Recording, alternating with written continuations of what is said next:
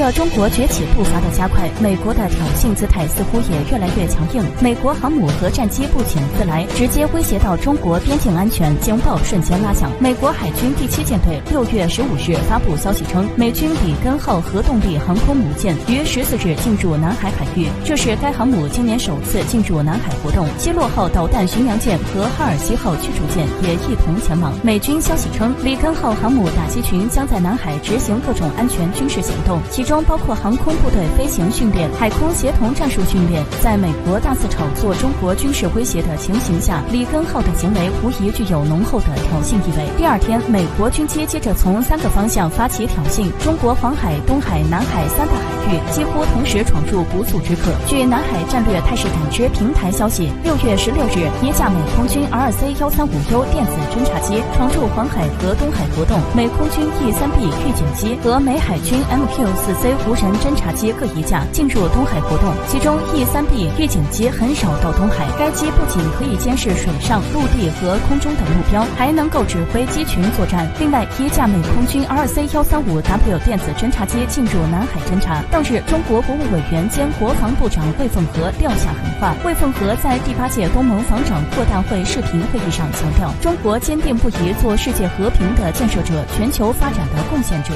国际秩序的维护者。中国军力的发展是世界和平力量的壮大。中国重视与各国的安全合作，充分理解、尊重各国合理关切。中国的国家利益也必须得到充分尊重和维护。在涉台、涉疆、涉港、南海等问题上，中方捍卫国家核心利益的决心意志坚定不移。中方的警告绝不是空话。就在美军宣布里根号进入南海的同一天，解放军出动28架次军机进入台湾所谓防空识别区，其中部分战机飞到美航母从西太平洋进入南海的关键通道。卫星图片也显示，里根号航母在南海航行期间，解放军054A 型导弹护卫舰